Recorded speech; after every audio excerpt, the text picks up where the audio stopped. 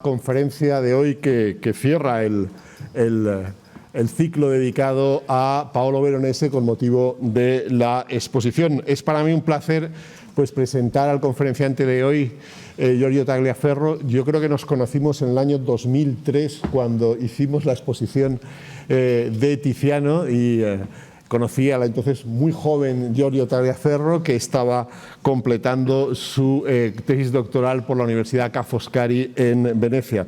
Después ha tenido una vida profesional tanto en Italia como, ahora lo estábamos comentando, en el Reino Unido, y es de hecho el catedrático y director del Departamento de Arte de la Universidad de Warwick. Es alguien que ha dedicado toda su vida a la pintura veneciana del siglo XVI, a los grandes nombres de la pintura veneciana. Me gustaría destacar particularmente su extraordinaria contribución en un libro colectivo, pero del cual era el autor de prácticamente todo el volumen, que era Le Botteghe di Tiziano, que es un libro que les recomiendo encarecidamente. Y más recientemente ha editado un volumen dedicado a Tintoretto Identity, Practice and Meaning. Y es miembro fundador de la Venetian Art History Research Group, con sede en el Reino Unido, que trata de incentivar el estudio del arte veneciano del siglo XVI. Así que nada más, darle la bienvenida y les dejo con ellos y la conferencia titulada Veronese y la nueva imagen imperial en Venecia. Gracias.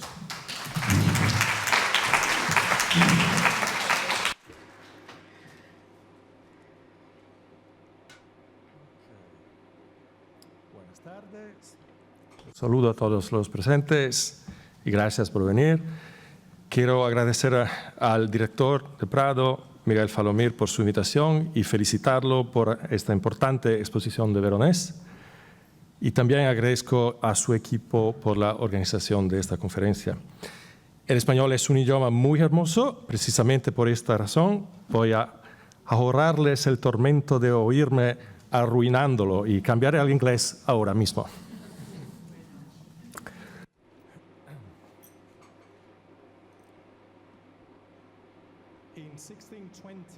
En 1629, Pedro Pablo Rubens recibió el encargo del rey Carlos I de decorar el techo del salón de banquetes del Palacio de Whitehall en Londres con una serie de pinturas en conmemoración de su difunto padre y predecesor, Jacobo, el primero en unir las coronas de Inglaterra, Irlanda y Escocia. El programa se concibió como un enaltecimiento de los Estuardo, centrándose en una noción de soberanía absoluta en la que el monarca se presenta como responsable únicamente ante Dios. En la representación central de su apoteosis, Jacobo I es elevado a un reino cuasi divino, vestido con indumentaria real y sosteniendo un cetro, es alzado al cielo por el águila de Júpiter, que sostiene el rayo que alude al antiguo dios de los dioses.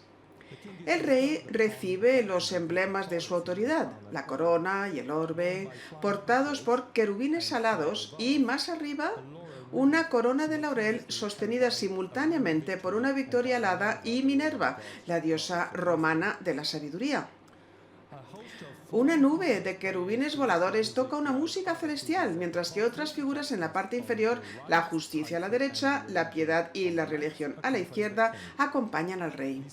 Estas personificaciones encarnan tanto las virtudes del soberano como los efectos positivos que éstas producen en beneficio de sus súbditos, asociando así la autoridad simbolizada por las insignias reales con la conducta ética superior digna de un monarca. De este modo, el tema político se canaliza hacia la esfera moral. Un mecanismo similar se da en el reino sabio de Jacobo I. A la derecha, Minerva, la guerrera pacificadora, hiere a Marte, el dios de la guerra, con un rayo, mientras que en la parte inferior izquierda, Mercurio, aquí representado como dios de la elocuencia, empuña su caduceo, el bastón entrelazado con dos serpientes y rematado con alas para liquidar a la figura mentirosa de la furia. El caduceo era un símbolo consolidado de la sabiduría pacífica. Justo encima de Mercurio, las figuras abrazadas de la abundancia y la paz muestran los efectos derivados de la acción protectora del rey contra las amenazas de la guerra y la violencia. El rey está sentado en el centro y vuelve a ser enaltecido con la corona y una laureola. Más que los personajes que pueblan esta escena, es la forma en que están dispuestos en el cuadro lo que estructura y transmite la autoridad sabia y pacífica del rey.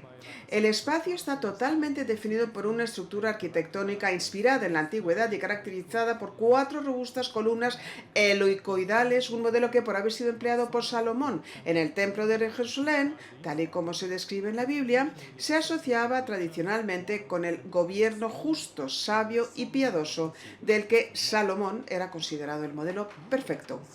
Rubens concibió una disposición para sus cuadros que se adapta a las difíciles condiciones de visionado de una decoración de techo, presentando al espectador una composición que es a la vez frontal y ascendente.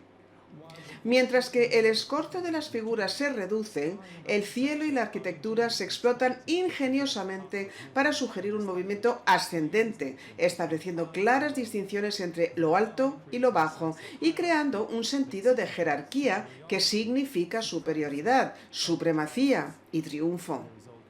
El resultado es una imagen clara, legible e inmediata del poder absolutista, que muestra a un monarca elegido por Dios que encarna y controla el dominio sobre los súbditos.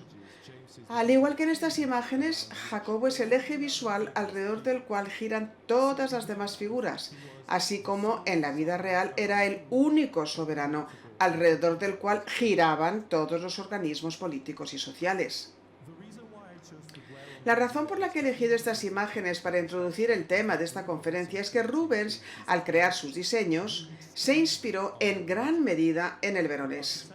La estructura arquitectónica que se alza contra el cielo, con columnas salomónicas que enmarcan la majestuosa figura de Venecia con ropas regias y un cetro en la mano, coronada por una victoria y rodeada de otras personificaciones, la que se ve en este cuadro del Palacio Ducal, tiene su eco en los 2 cuadros de Rubens que ensalzan a Jacobo como único y solo rey. El protagonismo de la investidura del personaje principal, el predominio de los personajes femeninos, pero también las insignias y emblemas del poder y el vínculo que se establece entre los personajes a través de sus miradas y gestos, revelan estrechas analogías. Podemos establecer una comparación entre la presencia de la corona, dispuesta sobre la cabeza de Jacobo, por un lado, y ofrecida a Venecia, por otro, así como entre el caduceo, representado en ambos casos cerca de la corona misma. Aparece en manos de Mercurio en la obra anterior, ¿verdad? El veronés recibió el encargo de este cuadro después de que en 1577 un incendio arrasara la sala del Palacio Ducal donde se reunía el Consejo Mayor, la asamblea que reunía a todos los nobles venecianos adultos y constituía la base del gobierno veneciano. El nuevo programa pictórico, una mezcla de escenas que representaban las hazañas heroicas de los venecianos a lo largo de 8 siglos y alegorías, culminó en esta apoteosis de Venecia dispensando felicidad a sus súbditos. Veronés puso su inteligencia pictórica al servicio del gobierno veneciano para plasmar una representación del poder que, tanto por su eficacia visual como por su complejidad semántica, no tenía precedentes. Era tan espectacular que cuando 40 años más tarde se pidió a Rubens que glorificara la monarquía inglesa, recurrió a los bocetos que seguramente había tomado de Veronés durante uno de sus viajes a Venecia a principios del siglo XVII. Si pensamos en términos de un artista inspirado por otro artista, esto está muy bien. Pero si consideramos que la República de Venecia consistía en un gobierno colectivo basado en principios de igualdad entre los ciudadanos, o al menos entre los que formaban la clase dominante, es decir, lo contrario de la monarquía absoluta, que se basaba en el gobierno de un solo individuo solamente sujeto a la limitación de la ley divina, es entonces cuando surgen algunas preguntas sobre las similitudes entre estas imágenes. De hecho, ¿cómo puede una representación de la autoridad republicana ser adecuada o incluso inspirar una imagen de la monarquía absolutista? Vamos a ver algún detalle porque se aprecia mejor. Esto de manera más general plantea la duda de cómo la autoridad política se ve reproducida por su propia representación y en qué medida las artes visuales pueden contribuir a la comprensión tanto de un sistema político como de la autoridad que éste ejerce. Y por último, dado que nos centramos en un artista en particular, también debemos preguntarnos si los artistas pueden influir en la comunicación y la percepción del poder. Una cuestión preliminar fundamental es que las imágenes que examinamos no son construcciones políticas en sí mismas, sino mediaciones entre los ideales políticos y la realidad política, destinadas a visualizar y comunicar una proyección de cómo los gobernantes querían que se percibiera su gobierno. Y en este sentido, estas imágenes reflejan solo parcialmente la realidad, ya que transmiten también en gran medida los conceptos ideológicos que subyacen y rodean la práctica política de un gobierno determinado. En resumen, estas imágenes escenifican la soberanía más que representar una forma de gobierno, y lo hacen más concretamente en forma de apoteosis que exalta el poder absoluto, independientemente de que se refiera a un solo gobernante o a un grupo de personas. Probablemente no sea una coincidencia que se crearan respectivamente cuando la noción de soberanía acababa de ser articulada por primera vez por Jean Bodin en Francia en la década de 1570 y en los años que precedieron al desarrollo ulterior del concepto por Thomas Hobbes durante la Revolución Inglesa, que habría conducido a la decapitación de Carlos I. Pero hoy no tengo tiempo para intentar explicar las razones por las que estas imágenes aparecieron en un momento concreto de la historia, pero trataré de aclarar las implicaciones políticas y culturales de las representaciones del Veronés del gobierno veneciano escenificadas en el Palacio Ducal. No vamos a poder comentar todas las pinturas que el Veronés realizó para el Palacio Ducal, sino que me centraré solamente en 3 grupos de obras que resumen la originalidad y complejidad de su genio.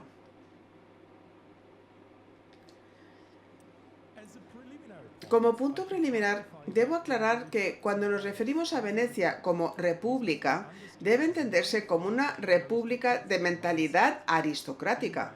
En Venecia, la soberanía no residía en un príncipe dinástico, sino en el patriciado en su conjunto, la aristocracia.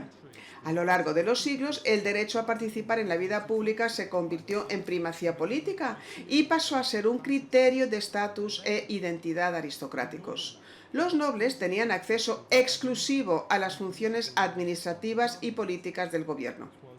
Eran los patricios quienes administraban la justicia a través de consejos centrales y tribunales ubicados en el Palacio Ducal. Los enviados a administrar los territorios sometidos actuaban como representantes supremos de la justicia veneciana. Aunque contaban con la ayuda de juristas locales, eran ellos los jueces y se remitían a Venecia, que conservaba la autoridad legal última. Por lo tanto, podemos concluir que la aristocracia se superponía e identificaba con el gobierno. Y fue precisamente la naturaleza aristocrática del poder veneciano lo que creó una separación jurídica entre Venecia y sus dominios. Y lo vemos, además, están reunidos en esta sala. Aquí arriba está la obra del Veronés. Una bonita imagen. Y así sería como se vería esta gran sala con los patricios cumpliendo. A pesar del carácter colectivo de esta autoridad política, Venecia tenía su príncipe nominal, el dux, elegido entre los patricios por sus pares, por sus homólogos. A lo largo de los siglos dejó de ser líder militar y político y se transformó más bien en la figura simbólica que encarnaba la soberanía y la dignidad de la República, sin ejercer influencia política. Así fue, sin duda, a lo largo del siglo XVI y en tiempos del Veronés. Sin embargo, a pesar de estas limitaciones, el dux conservaba un aura de sacralidad que lo convertía en la manifestación viviente de la dignidad pseudo-real que reivindicaba la República. Este tipo de autoridad mística se expresaba en las vestimentas del dux, la capa de armiño, el manto de brocado, su distintivo gorro en forma de cuerno y las insignias, el paraguas, la espada, la vela blanca que vemos aquí, que llevaba su séquito y se exhibía durante las procesiones que se celebraban regularmente por las calles y plazas de la ciudad. La nobleza veneciana promovió una rica retórica del poder, tanto visual como escrita, que compensaba la falta de una teoría política propiamente dicha.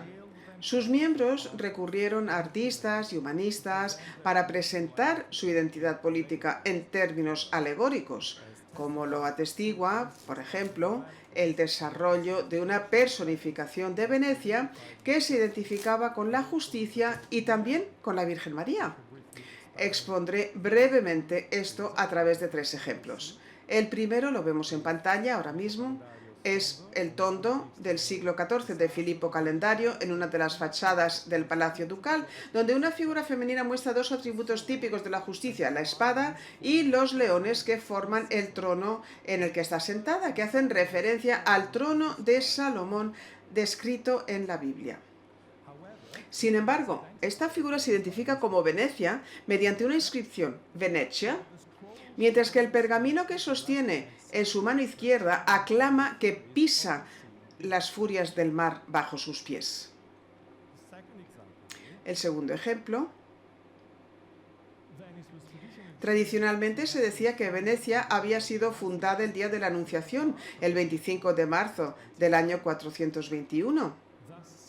Esto indicaba que Venecia había sido concebida en la mente de Dios y predestinada a defender y cuidar a su pueblo y al cristianismo. Esta obra, de principios del siglo XVI, se refiere precisamente a este mito fundacional al situar la Anunciación de María en la plaza de San Marcos, el centro político y religioso de la ciudad. Finalmente, esta pintura, que celebra el primer milenio de Venecia, según la leyenda mencionada anteriormente, data del 1421, muestra de nuevo la figura de la justicia en el centro, sosteniendo sus atributos tradicionales, la espada y la balanza, y sentada en el trono de Salomón, flanqueada por los arcángeles Gabriel y Miguel. Gabriel a la derecha, Miguel a la izquierda.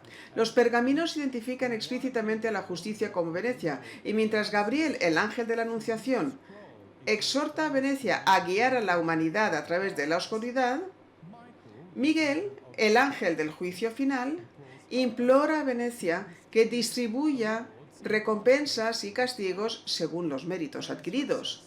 La propia Venecia afirma que atenderá las advertencias de los ángeles y las sagradas escrituras y será clemente con los piadosos, hostil con los malvados y desdeñosa con los orgullosos. Entre los arcángeles, Venecia es al mismo tiempo justicia y María. Estas imágenes presentan a Venecia como justa y piadosa, inspirada directamente por el Creador, una entidad moralmente superior que guía a sus ciudadanos hacia la salvación. Esto está en armonía con el sentido divino de los patricios en relación con la administración de la ley, que basaban en ideales éticos religiosos como la justicia o la equidad, más que en la ley humana.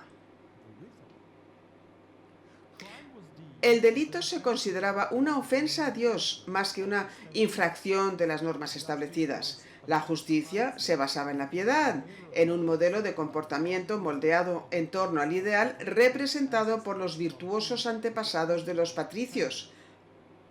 Esto no se ceñía a seguir un precedente legal, sino más bien a la aplicación de principios universales heredados del pasado. Las intenciones de un individuo se consideraban cruciales cuando expresaba un juicio. La justicia era una cuestión de la conciencia, no del código judicial. En conclusión, un principio clave a tener en cuenta es que la noción de justicia estaba arraigada en el concepto veneciano de gobierno, interpretado en términos morales en primera instancia y, por tanto, comprendido a través de la lente de la ética cristiana.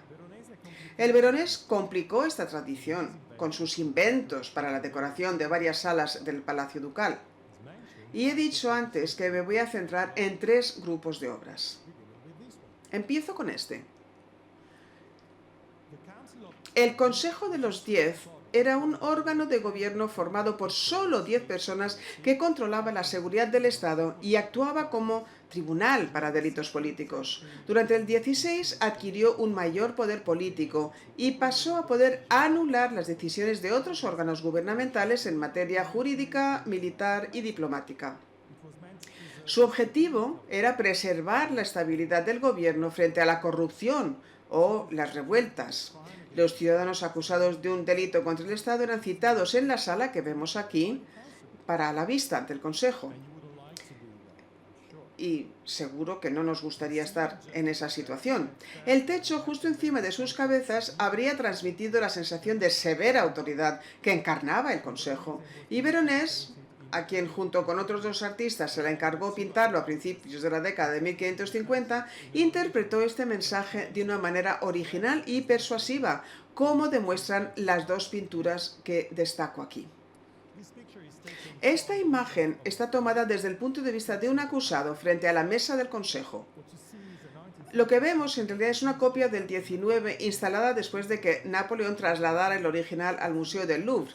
Aún así, da una idea de cómo concibió Veronés el cuadro, situado en el mismo centro del techo en relación con su entorno y el espectador real. Júpiter, deslizándose por el lienzo por medio de un movimiento paralelo a la superficie del techo, da la impresión de entrar en el cuadro desde este otro espacio para castigar a los vicios o pecados con su rayo. Si mostramos el cuadro de frente, veremos que las relaciones espaciales entre las figuras son mucho más complejas. Júpiter cae en picado desde una posición elevada para derribar a los vicios o los pecados, trazando un eje vertical descendiente. Además, está colocado ligeramente hacia atrás, más atrás en este espacio aéreo, mientras que los pecados o vicios están más cerca de nosotros. Esto significa que los vicios no pudieron ascender a la esfera celeste de donde proviene Júpiter, reforzando así la imagen de ímpetu, fuerza, inaccesibilidad que expresa Júpiter. Claramente, el dios de los dioses es un avatar del Consejo de los 10. Por lo que la imagen representa la determinación inquebrantable del Consejo de velar por la integridad moral del país. Otra cosa a destacar es que el rayo de Júpiter, que es, como hemos visto antes, su atributo típico, se transforma aquí en un arma que el dios utiliza para llevar a cabo su acción. Más que un medio para identificarlo, el rayo se convierte en una metáfora de la autoridad que ejerce el Consejo. Por el contrario, los vicios solo vagamente están definidos, tal vez aludiendo a la lujuria, la pareja semidesnuda, la avaricia, el hombre de abajo que agarra un montón de monedas. Pero lo que importa, aparentemente, no es tanto quiénes son, sino el hecho de que están siendo eliminados. La imagen visualiza el principio de justicia encarnado y garantizado por el Consejo por medio de la muestra de un intento frustrado de subvertir la autoridad. Antes del Veronés, Giulio Romano, en el Palazzo T de Mantua, había representado el conflicto entre el bien y el mal mediante una representación ilusionista de la historia de Júpiter venciendo a los gigantes que intentaban derrocar a los dioses del Olimpo, en una clara alusión a la autoridad indiscutible del duque de Mantua. Pero Giulio Romano transformó una sala en esta obra impresionante. Y un último detalle merece atención. Es una posición intermedia entre Júpiter y los vicios, un ángel que sostiene un gran libro. Mira hacia abajo a los pecados que se desploman.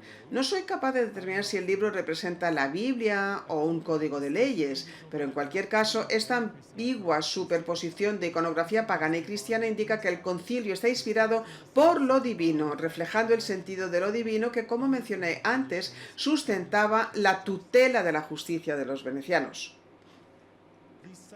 Este sentido de la justicia divina queda resumido en el cuadro que el Veronés pintó para la antecámara adyacente, donde vemos a San Marcos coronando las virtudes. San Marcos era el patrón tanto de Venecia, la ciudad, como de la república, que se llamaba República de San Marcos. El santo representa aquí al gobierno y recompensa con una corona a las tres virtudes teologales que se encuentran bajo él: la fe, la esperanza y la caridad. El mensaje se inspira en el sentido del comportamiento moral y religioso que constituía el núcleo de la política veneciana, como acabo de mencionar. Una vez más, es la estructura de la imagen la que construye el significado. La corona se encuentra en el centro, en la intersección de las diagonales de la superficie pictórica. Los brazos alzados de las virtudes representan la exaltación, reforzando el significado de la corona como símbolo de una condición moral superior. La imagen invierte la repulsa de los pecados representada en el cuadro anterior. Si allí se intenta derribar la corrupción, aquí se eleva la probidad. En conclusión, vemos en estos dos cuadros la superposición de las esferas política y moral, que, como recordarán, es lo que Rubens plasmó en su celebración del rey Jacobo. Y finalmente, en este otro cuadro para el Consejo de los 10, el Veronés concibió una nueva imagen de la personificación de Venecia, mucho más elaborada que la que hemos visto antes.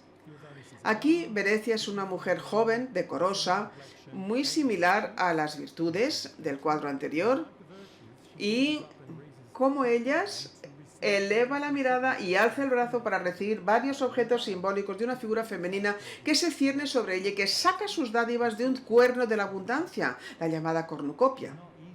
No es fácil identificar a esta mujer, quizás sea una representación de la prosperidad, pero lo importante es que, igual que San Marcos en la otra obra, le corresponde estar en una esfera superior, indicada por el cielo. Venecia, debajo, es recompensada de la misma manera que lo son las virtudes, lo que sugiere que se le recompensa por su comportamiento ejemplar. Si observamos detenidamente los regalos, comprendemos que la imagen representa de manera simultánea la prosperidad y la investidura. Venecia recibe, junto con las monedas y las joyas, una laureada, una corona de oro y el corno ducal, todos símbolos de su autoridad y condición regia. Venecia, que sostiene un cetro y está acompañada por el león alado de San Marcos, parece una reina. La representación de su elevación moral nos permite comprender que se le ha investido de poder. Y por último, pero no por ello menos importante, ella se halla sentada sobre un globo terráqueo, un motivo inspirado en la antigua alegoría de Roma-Italia, muy conocida en el siglo XVI a través de antiguas monedas romanas. La orbe simboliza la autoridad universal y la sanción divina. Aquí, la esfera estrellada de la bóveda celeste de las antiguas monedas se transforma en un globo terráqueo que representa el poder de Venecia, reconocido en el mundo. El hecho de que el motivo de la cornucopia que sustenta la figura de Italia en la moneda antigua se traslade al cuadro del Veronés apunta a una intención deliberada de hacer referencia al prototipo antiguo. En conclusión, se trata de una imagen de legitimización y elevación que precede, al menos en su concepto estructural, la representación posterior de la elevación de Jacobo. Vemos el doble motivo de la aureola y la corona. El Veronés desarrollaría posteriormente este tema de manera mucho más compleja, tras recibir el encargo de la nueva decoración de la sala del colegio en el Palacio Ducal, arrasada por un incendio en 1574. Es otro fuego distinto. Hubo uno en el 77 y otro en el 74. Esta es la sala donde se reunía el colegio plenario. El colegio era un órgano compuesto por 16 personas, entre las que se encontraba el dux, sus consejeros, representantes del Tribunal Supremo y los principales responsables políticos del Estado. También era el lugar donde se recibía oficialmente a los embajadores extranjeros y a los delegados de los dominios, es decir, era el lugar donde el gobierno se materializaba ante sus súbditos. En consecuencia, el Veronés y sus mecenas concibieron para el techo una imponente decoración destinada explícitamente a impresionar y transmitir una sensación de poder firme y fuerte.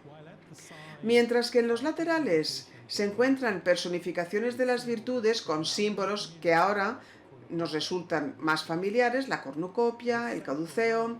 La fila central muestra 3 alegorías políticas que forman una declaración audaz sin precedentes de soberanía absoluta que ahora paso a comentar. Empiezo con la primera alegoría, autoridad sobre los dominios. Véase la inscripción en el octágono exterior, fuerza del dominio. Dominio, imperium, en latín, quiere decir dominio, poder, y dominio, estado, el estado en sí, el territorio. Marte y Neptuno representan el estado terrestre y el marítimo, que conformaban el estado de Venecia. La extensión de tierras en la región adyacente a Venecia, más los puestos avanzados costeros e insulares en el Mediterráneo oriental entre las actuales Eslovenia, Croacia, Albania y Grecia. El estado marítimo era muy antiguo, tradicionalmente asociado por los venecianos con su navegación y comercio. El estado continental era más reciente, tras la adquisición de una gran extensión de tierra en el norte de Italia en el 15. Y estas mismas figuras, Marte y Neptuno, aparecen en escultura en la escalera por la que subía el dux para ser coronado tras su elección. Está en forma de un arco triunfal romano y vemos estas 3 figuras que representan Marte, tierra, Neptuno, mar, León de San Marcos, República de Venecia. Y esto es un símbolo que se encuentra muchas veces, no solamente en Venecia, sino también en sus dominios. Esta obra de Carpaccio nos muestra el león con las garras en el mar, las posteriores, y las garras anteriores en la tierra, es decir, se unifica lo terrestre con lo marítimo.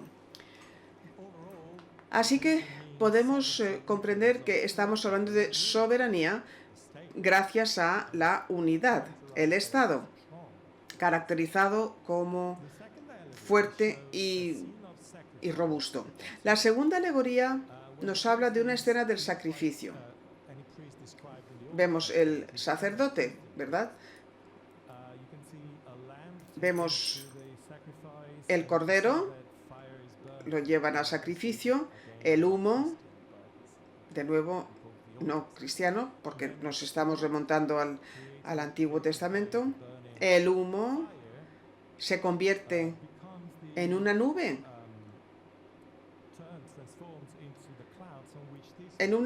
sobre la que se alza esta figura. Esta figura lleva el cáliz de la Eucaristía, que simboliza la fe cristiana. El motivo tradicional de la ley de Moisés, el Antiguo Testamento, convertido en gracia cristiana a través de la transformación del sacrificio. Lo vemos, este sacrificio de animales, incluido, que se convierte en ritual interior en el que Cristo es el cordero místico o simbólico que debe interiorizarse por la comunión. Me imagino que en España la mayoría de los públicos están familiarizados con el concepto. Así que estamos hablando de un sacrificio de uno mismo, ¿verdad? Jesucristo se sacrifica por la salvación nuestra. Es interesante ver los escudos de los donantes. Los escudos están disimulados en las ofrendas. Esto nos da a entender que los donantes participan en la oferta, en el sacrificio. Como patricios, por tanto, con sus cargos en la administración, están mostrando que participan en esta idea de sacrificio y abnegación por el bien del país.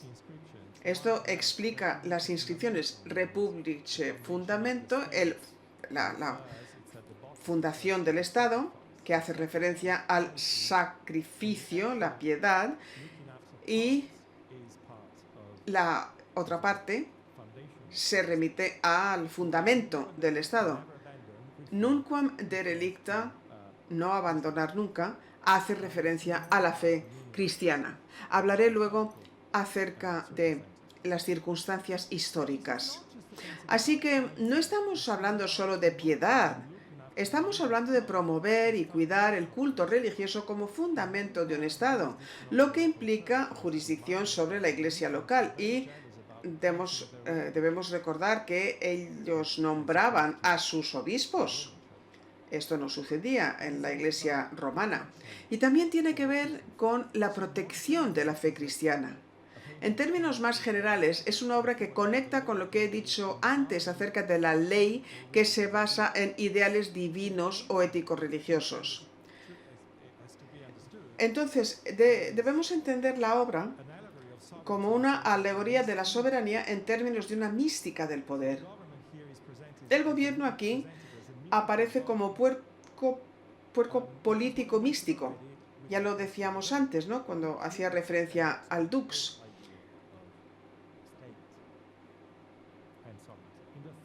Haciendo referencia, como digo, a mística del poder y gobierno como cuerpo político místico. La tercera alegoría nos muestra a Venecia con paz y justicia, dúo tradicional asociado al buen gobierno, más el león al lado de San Marcos. La inscripción, Custodes Libertatis, guardianes de la libertad, es el tema de la libertad de Venecia.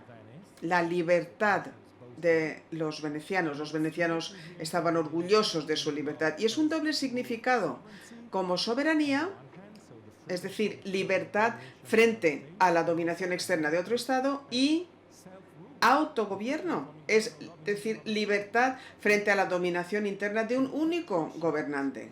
El patriciado, entonces, afirmaba que Venecia siempre había sido libre en ambos sentidos. Ahora, la duda es, ¿se refiere la inscripción a estas tres figuras en conjunto? ¿O quizás a los patricios venecianos? No sabemos cuál sería la respuesta. Lo que es interesante es que Venecia como reina evoca la figura del dux, las ropas ducales, las vestiduras, la corona y el cetro. Véase la conexión con la imagen viva del dux, el vínculo entre la imagen viva y la imagen representada de Venecia como reina. Así que soberanía aquí es en términos de integridad moral, condición superior, producción de buenos efectos sobre los ciudadanos, paz y justicia. Pero hay un elemento añadido que aparece en un detalle que suele pasarse por alto, es la parte del cetro, ¿verdad?, rematado por una cruz. Es un atributo imperial, solamente el emperador. Los reyes querían ser vistos como emperadores, por ejemplo, Isabel de Inglaterra, son los únicos que mostrarían el cetro rematado por una cruz. Así que, ¿cómo explicarlo? ¿Qué significa? Pues hay que mirar el cuadro de la pared del fondo del Veronés, que representa al dux elegido años después de la batalla de Lepanto, en 1571, cuando los venecianos, ya sé que en España no hay que decirlo, pero es lo que dicen los venecianos, que fueron quienes llevaron a la superioridad en esta famosa batalla. La Liga Santa, un acontecimiento trascendental, aclamado como victoria simbólica de la cristiandad sobre el infiel, que convirtió a los otomanos en enemigo metafísico que amenazaba el cristianismo. Es un enemigo que amenaza, pero es un enemigo que los venecianos dicen, a la cabeza de la Liga Santa, se presentan como los libertadores. Y por eso, cuando digo los guardianes de la libertad, ¿a quién nos estamos refiriendo? El dux arrodillado es presentado por San Marcos. Aquí le vemos San Marcos, que es patrón de Venecia y de la República, y es presentado a Santa Justina, patrona de la batalla, librada en su festividad del 7 de octubre, bendecido por Jesucristo el Salvador.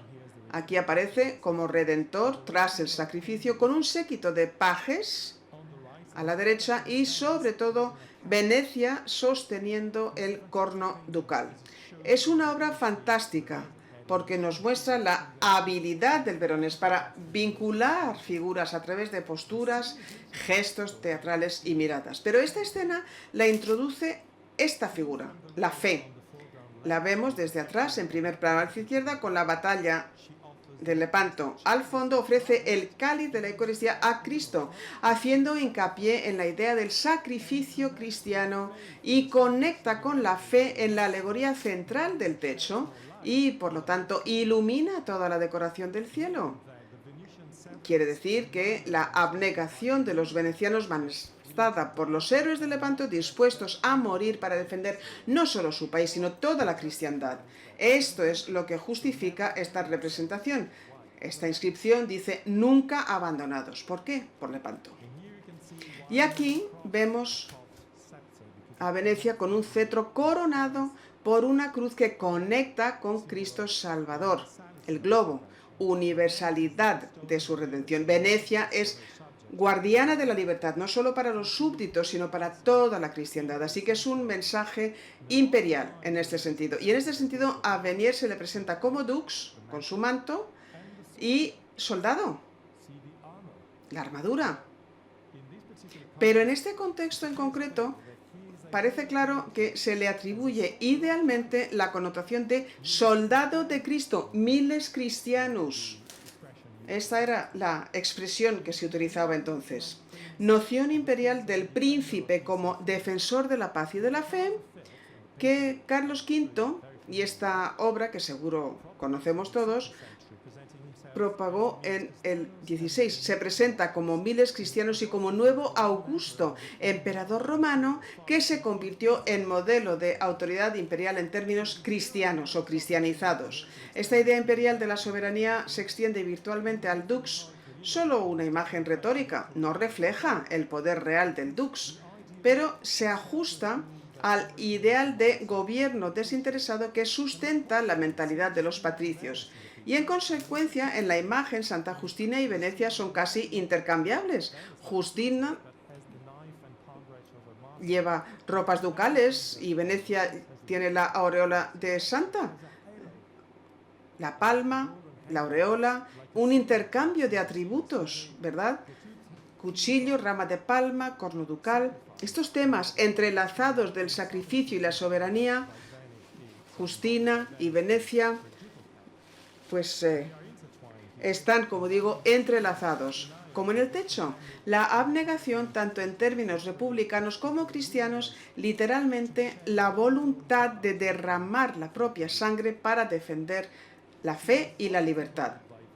La soberanía encarnada por Venecia no se basa solo en el dominio territorial, sino también en la superioridad moral, en la ética de la virtud que implica el compromiso y la disposición a luchar hasta la muerte por Cristo y por el país. El cambio entre Justina y Venecia, yo creo, se debió a un cambio de última hora. Tenemos un dibujo preparatorio. Aquí vemos a Venier delante de María y San Marcos, mientras que Justina está detrás de María. Hay quien dice que hay excesiva atención al dux. Yo creo que no, porque esto es lo que se ve en todas las obras, ¿no?, en la sala. Pero lo que sí que vemos aquí es una referencia al sacrificio. Pero no murió en la batalla de Lepante. El que sí que murió es el que está de perfil, añadido en el último momento. Él sí murió. Era el almirante Agostino Barbarigo, el almirante de la flota. Aquí, en un retrato del veronés, con una flecha en la mano, porque él murió porque una flecha le atravesó el ojo en la batalla de Lepanto. Él es el héroe, él es el santo. Y igual que San Sebastián, la famosa obra del veronés, que era un soldado, San Sebastián, y fue el emperador Diocleciano quien mandó que le dispararan, pues es exactamente el mismo gesto que apreciamos, ¿verdad? Este es un retrato. Agostino Barbarigo, de alguna forma, está tornándose en santo, y vemos cómo su imagen fue reproducida muchas veces en estas impresiones. Y aquí vemos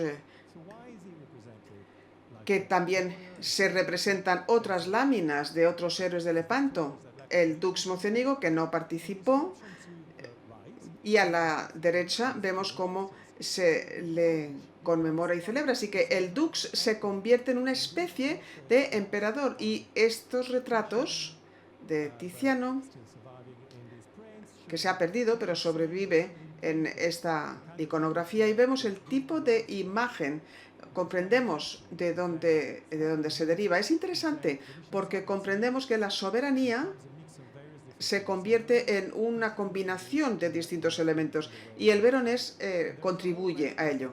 Y hay mucha retórica, ¿no? Los venecianos como mártires. Aquí vemos otra imagen, no es del veronés, pero sí que vemos el ambiente del tiempo. Aquí estamos viendo el asesinato de Marcantonio Bragadín. Fue despellejado literalmente por los otomanos justo antes del Lepanto.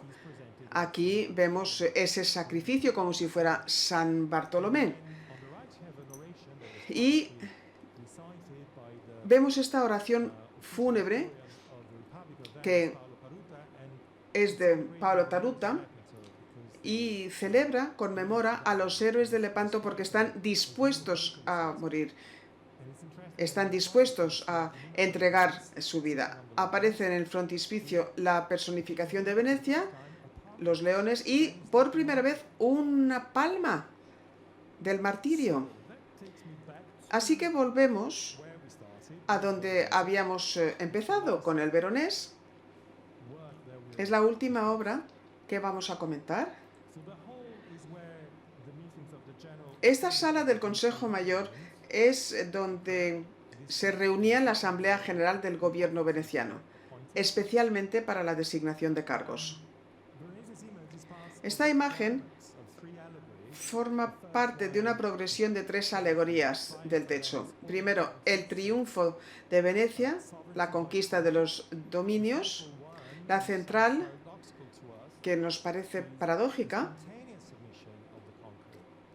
la entrega espontánea de los dominios, y esto se basa en la realidad de los pactos a los que llegaron, y luego finalmente la apoteosis, que en principio debe de representar a la satisfacción, a la felicidad de los súbditos venecianos. En la parte superior aparecen las personificaciones de izquierda a derecha: el honor masculino, la paz, la felicidad, la seguridad, la abundancia y la libertad.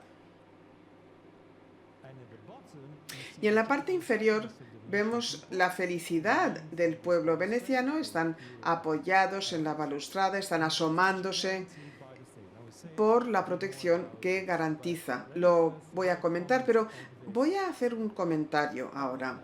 Voy a comentar esta representación. Es una combinación de personificación y sujetos. Y aquí vemos esta estructura monumental que comentaba yo antes, es lo que lo mantiene unido. Vemos entonces este movimiento frontal y ascendente. Venecia no está en el centro, pero hay una jerarquía evidente. Sobre todo cuando miramos, les aseguro que Venecia es lo que llama la atención. Venecia aquí aparece como una matrona, muy digna, como una reina, con ropajes, con armiño, cetro, como una reina, y la corona. La está coronando. esta figura, esta Victoria alada, pero también se le podría confundir con un ángel, y por eso Thomas Corayat, que es un inglés de principios del 17, la confundió con la Virgen María. Yo creo que esto pues fue intencionado. Veronés mismo representa la coronación de la Virgen María en la iglesia de San Sebastián, con esta corona que representa su ascensión moral como reina de los cielos. Y en la misma iglesia vemos a Esther, heroína del pueblo judío, también dignificada con una corona. ¿Para qué? Pues de nuevo para distinguirla como heroína que lucha por su pueblo. Y es interesante, esto está en la misma iglesia. Rubens lo vio y supo hacer un boceto, claramente lo estudió, y aún más interesante es que lo vuelve a utilizar para esta otra obra en Whitehall, la alegoría de la unión de las coronas. Lo que capta aquí Rubens es la elevación. ¿Y cómo se puede utilizar en un contexto político? Veronés lo hacía a menudo con santos también. Por ejemplo, aquí Santa Justina de Padua, pues hay una corona, ahí está, ahí están los ángeles que la transportan. Era princesa, llevaba una corona, pero aparece otra corona, la corona que representa la elevación, la coronación, porque va a unirse con Jesucristo. Lo mismo cabe decir con Santa Catalina, aquí, los esponsales místicos. La corona es la recompensa. No es solo una recompensa, es una descripción de una transición. Así que la corona para el veronés representa la transición. Y cuando vemos la corona encima de la cabeza de Venecia aquí, es que está transicionando, se está convirtiendo en un estado que supera los límites terrenales.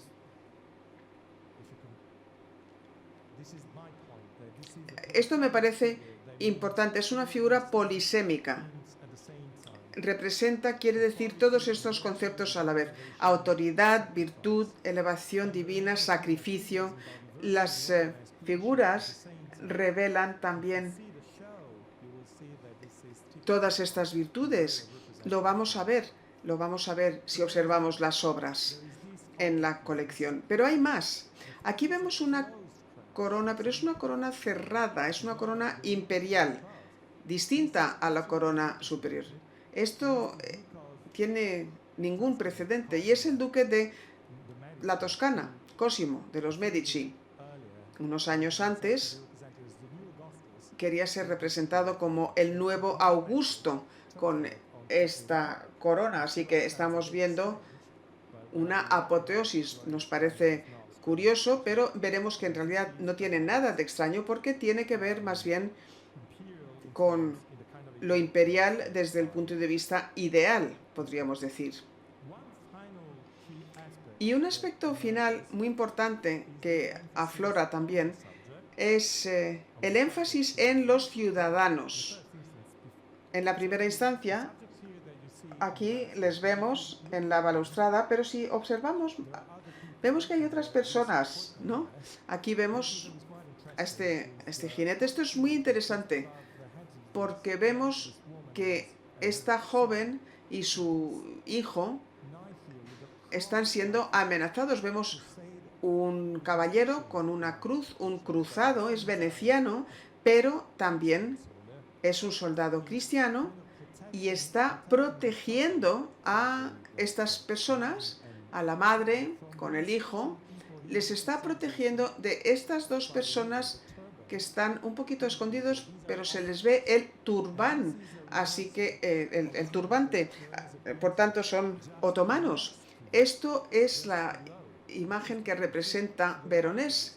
Aquí, a la derecha, vemos cómo está siendo defendido Scutari, un pueblo y vemos de nuevo una mujer veneciana amenazada por los otomanos.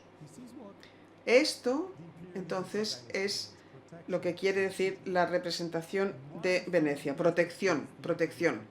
Y vamos a pensar entonces en los ciudadanos que están jubilosos en la balaustrada que rodea la terraza que se abre bajo este arco gigantesco. Desde allí pueden disfrutar de una vista de la aparición celestial sobre sus cabezas, al tiempo que dominan el espacio ideal que se imagina ante ellos y debajo de ellos, que es también donde nosotros nos situamos mentalmente al contemplar este cuadro.